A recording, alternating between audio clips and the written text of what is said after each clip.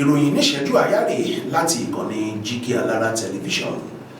Arákùnrin Alan Fisher ọmọ orílẹ̀-èdè Ireland ní ìròyìn fi yé wa wípé ó ti gbadé Guinness World Record ẹni tó ṣe oúnjẹ fún ìgbà pípẹ́ jùlọ mọ́ Hilda Baci ọmọ orílẹ̀-èdè wa Nàìjíríà lọ́wọ́. Ìyàwó gbajúgbajà olórin tàkásùfé tó di olóògbé láìpẹ́ yìí, Ìlérí Olúwa lọ́ba tí gbogbo wa mọ̀ sí Mohbad, ni ó ti ṣe àlàyé lẹ́kùnrẹ́rẹ́ o ìdí tí bàbá Mohbad tí ó fi kórìíra rẹ̀.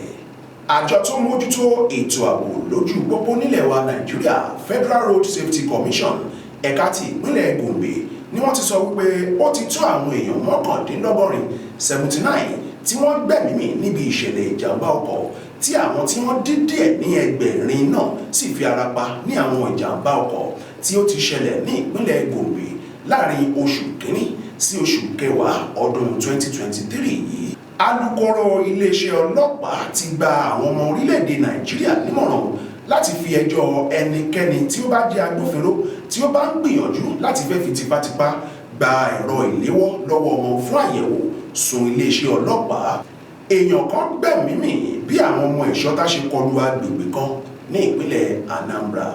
Àjọ SEMA àti àjọ NEMA tí wọ́n jẹ́ àwọn àjọ tí ó rí sí ìṣẹ̀lẹ̀ pàjáwìrì ní ìpínlẹ̀ àti ní ti ìjọba àpapọ̀ ni wọ́n kó bìtìbìtì àwọn oúnjẹ fún àwọn tí wọ́n lùgbàdì ẹ̀kún omi ní ìpínlẹ̀ Sokoto.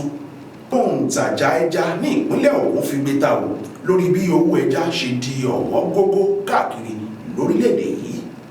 Gómìnà ìpínlẹ̀ Anambra Charles Soludo kẹ́dùn pẹ̀lú àwọn akẹ́kọ̀ọ́ 3 ti ilé ẹ̀kọ́ Tansi College tí ààrá sán pa ní ìpínlẹ̀ náà.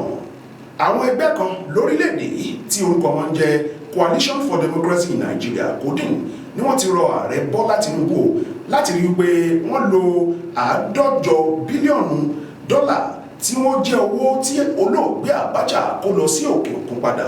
Ó ní kí wọ́n rí pé wọ́n lò ó lọ́nà tí ó tọ́ fún ìlọsíwájú orílẹ̀-èdè yìí. Kò jẹ́ bó ti jẹ́, kò jẹ́ bó ti lóun jẹ́ o lórí ìròyìn ìṣẹ́jú àáyá fún tòní. Tẹ́ bá ti gbádùn tèmi, ẹja tó jọ ṣe tó bá dọ̀la. Seun Adeoye lórúkọ tèmi ń jẹ́. Ó dìgbà kan náà.